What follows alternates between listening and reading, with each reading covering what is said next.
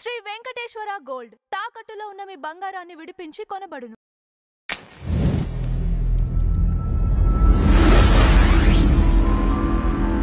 నమస్కారం శ్రీనివాస్ గారు. నమస్కారం స్వామి.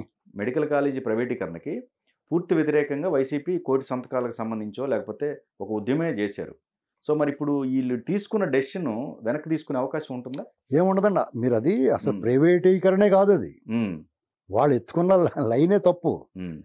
మీకు అక్కడ జరిగింది ఏంటంటే 17 కాలేజీల నిర్మాణానికి మేము శాంక్షన్ చేసి తెచ్చాను నేను అంటాడు ఆయన.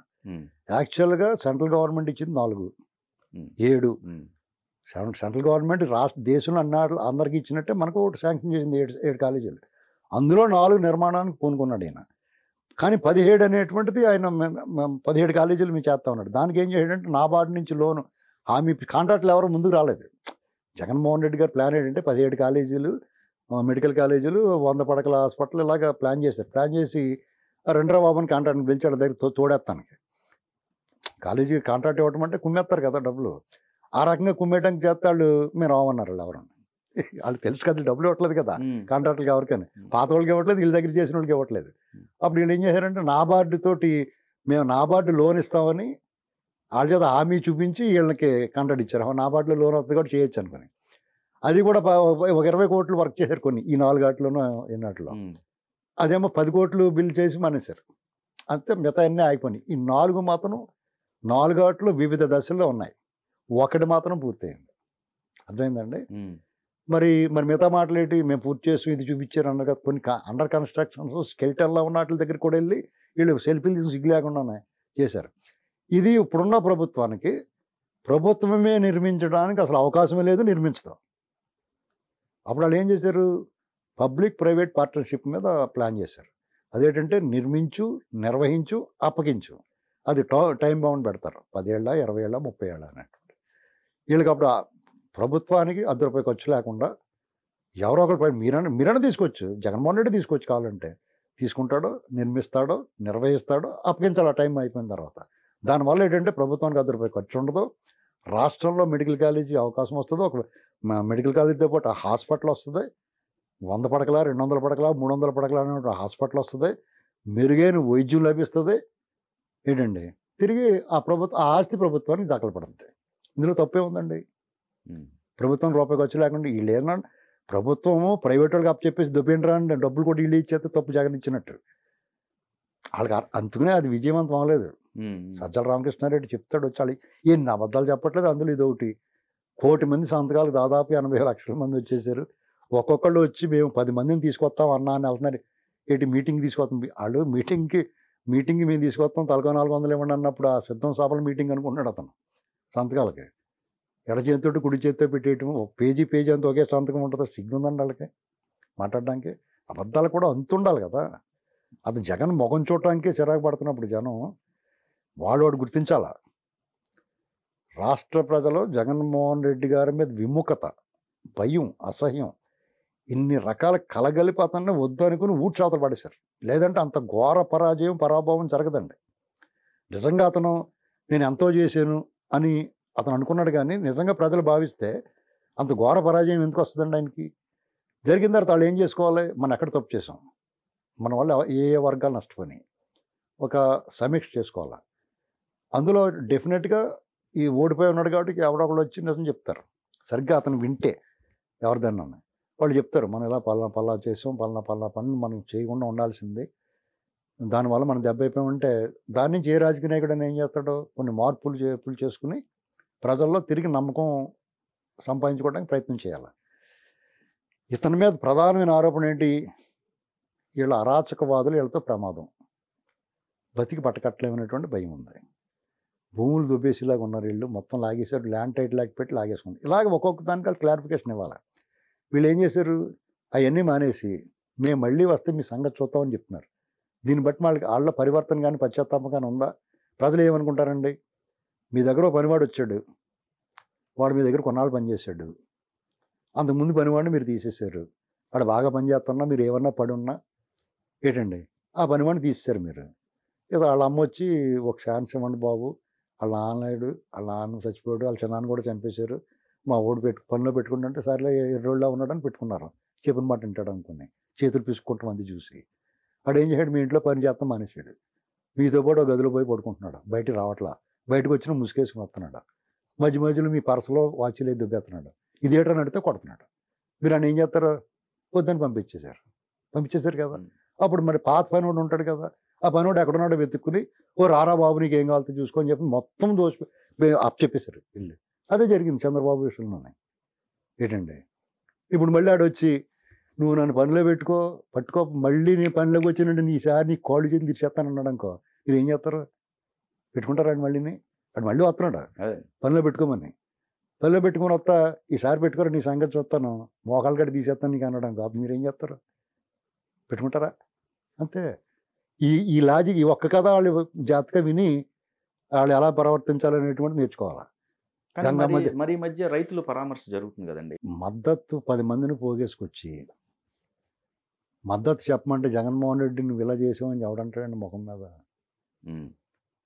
సర్లే చెప్పేలే అనుకుంటారు, నిన్నేసిపోతారు.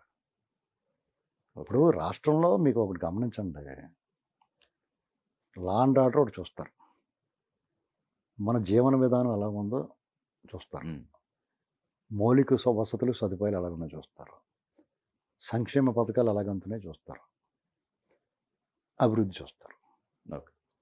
ఈ అంశాల మీద ఆధారపడి ఉంటుంది వాళ్ళ ఆలోచన విధానం. ప్రశాంతంగా పడుకుంటున్నారు ప్రజలు. ఇప్పుడు పూర్తిగా వాక్ స్వాతంత్రం ఉంది, ఎవడన్నా ఏమైనా మాట్లాడితే కూడా ఈ ప్రభుత్వం వాళ్ళ మీద దౌర్జన్యం దుర్మార్గం ఏం చేయట్లా. First point. దానికి ఉదాహరణ వాళ్ళే. గంగమ్మ జాతరలో తల్లగా ఎగరేస్తాం, పొట్టేళ్ళు నరికినట్టు నరికేస్తాం అని అమ్మటి రాంబాబు వాళ్ళు పోలీసులు పెట్టిన కండిషన్స్ అన్ని వైలేట్ చేసి వాళ్ళు ఇష్టం రికార్డింగ్ డ్యాన్స్ చేస్తున్నారు అందరూ. ఏమన్నా అంటున్నారా? అదే జగన్మోహన్ రెడ్డి వీళ్ళందరూ వాళ్ళ ఇంట్లోంచి బయటికి రానివ్వలేదు కదా. అంటే పూర్తి స్వేచ్ఛగా ప్రతిపక్షం తన పని తాను చేసుకోగలుగుతుంది. సోషల్ మీడియాలో కానీ ఎవరైనా సరే ఏ మాట అయినా మాట్లాడుకోగలుగుతున్నారు. వీళ్ళు తీవ్రంగా కఠినంగా విమర్శించగలుగుతున్నారు. అర్థమైందండి? అదే నాలాటోడు కొంచెం జగన్మోహన్ రెడ్డి వాళ్ళ మీద కఠినంగా విమర్శిస్తే పార్టీ హైకమాండ్ ఇది తప్పు ఇలా మాట్లాడకూడదని చెప్తున్నారు. అర్థమైందండి? వాళ్ళ పార్టీ వాళ్ళందరికీ, టీడీపీ వాళ్ళకి, నాలాంటి వాళ్ళు కూడా చెప్తున్నారు. అంచేత ఆ వ్యత్యాసం ప్రజలకు అర్థమైంది. రాష్ట్రంలో రాజకీయ పార్టీల అభిమానులే కాకుండా ఏ పార్టీకి సంబంధం లేకుండా ప్రశాంతంగా బతికే ఒక ఎలైట్ పీపుల్, మధ్యతరగతి ఒక 20% ఉంటారు. పీస్ఫుల్ వాతావరణం కావాలి వాళ్ళకి, హాయిగా పడుకోవాలి, వాళ్ళకు ఉన్న దాంట్లో తింటారో పడుకుంటారో వాళ్ళ పనులు చేసుకుంటారు. వాళ్ళకి జగన్ చూస్తే బెదురు, భయం, ఆందోళన ఉన్నాయి.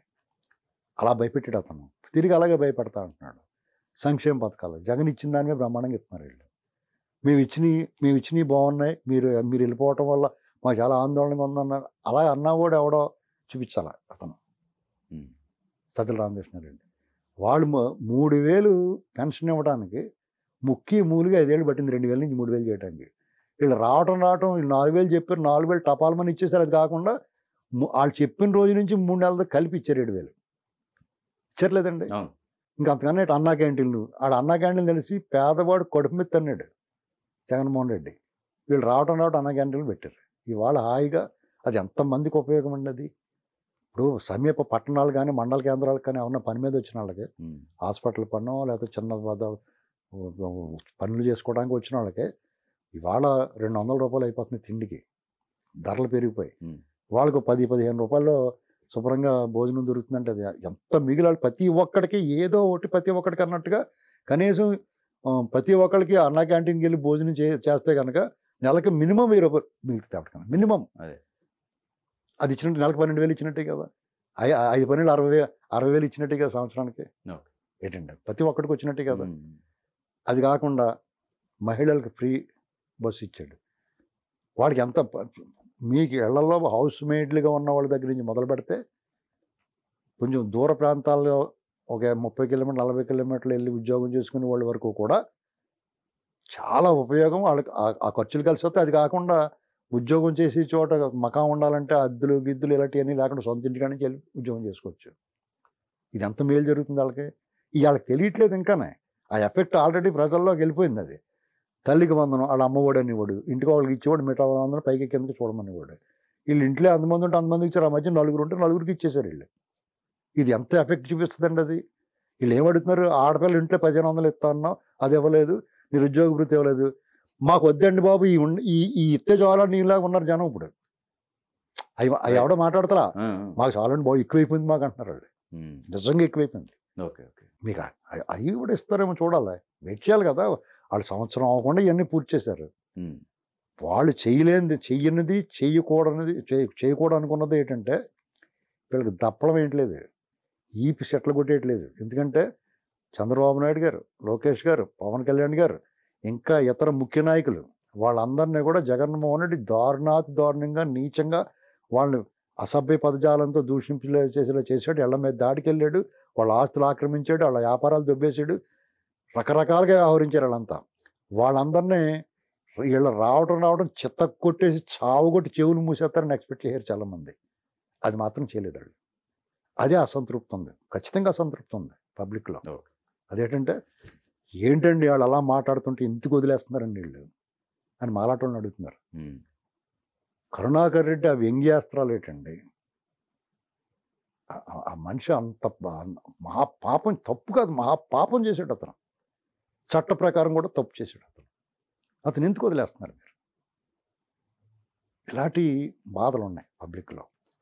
నేను అనుకుంటాం ఏంటంటే చంద్రబాబు నాయుడు గారు తాట తీస్తా అని చెప్పాడు, ఎవరిని విడిచిపెట్టే ప్రసక్తి లేదన్నాడు. లోకేష్ గారు రెడ్ బుక్ చట్ట ప్రకారం శిక్షిస్తా అని చెప్పాడు.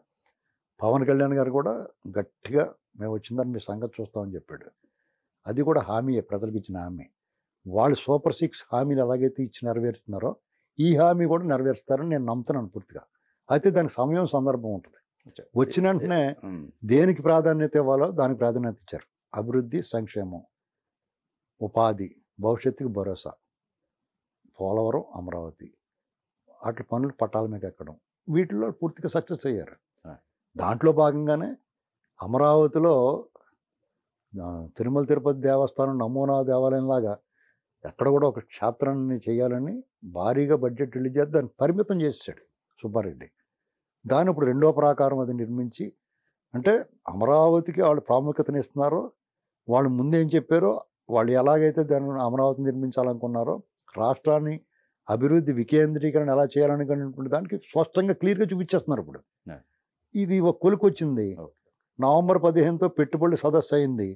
పెట్టుబడులు కూడా బాగానే వచ్చేలా ఉన్నాయి, ల్యాండ్ అవుతున్నాయి. ఇక మొదలెడదామా అనుకుంటారు అన్నమాట కూర్చొని. మీకు విక్రమ్ సినిమాలు అంటారు కదా, వీళ్ళకి రౌండ్ మీద రౌండ్ స్టార్ట్ అవుద్ది. అది ఎలాగ ఏ రూపంలో అవుద్దా, చట్ట ప్రకారమే అవుద్ది. అది ఎలాగైనా వన్స్ ఎంటర్డ్ అంటే ఎంటర్ ది డ్రాగన్, లోపలికి వెళ్ళటమే కానీ బయటకు రావటం రాదు, కుదరదు. అలాగే ప్లాన్ చేస్తున్నారు వీళ్ళు.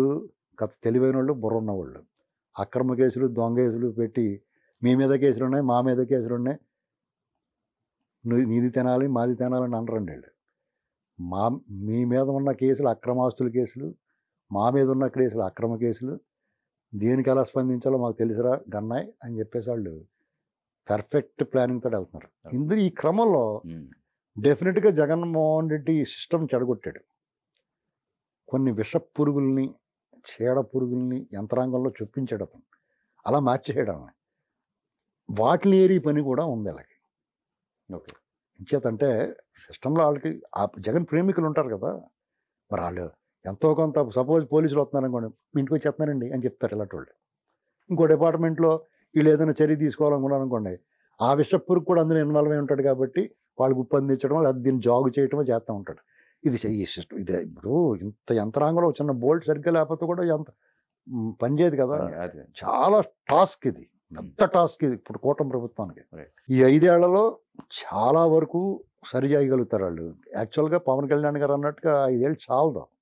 ఇది మామూలుగా డ్యామేజ్ చేయడా, నడిచి ఇంజిన్లో ఇసుక పోసాడు అతను. ఇసుక సీజ్ అయిపోయింది. ఎందుకు పోయింది, దాని అంత చాలా పని ఉంది. ఇది తెలియక చాలామంది స్టీల్ ప్లాంట్ అని లేకపోతే పీపీపీల మీద వెళ్తారు. అందు మీద స్పష్టంగా వాళ్ళు చాలా క్లియర్గా ఉన్న తర్వాత దాని మీద వెళ్తామంటే వీళ్ళు అబాస్ ఫాలో అవుతారు అంతే. దాని మీద స్పందించాల్సిన అవసరం కూడా లేదు.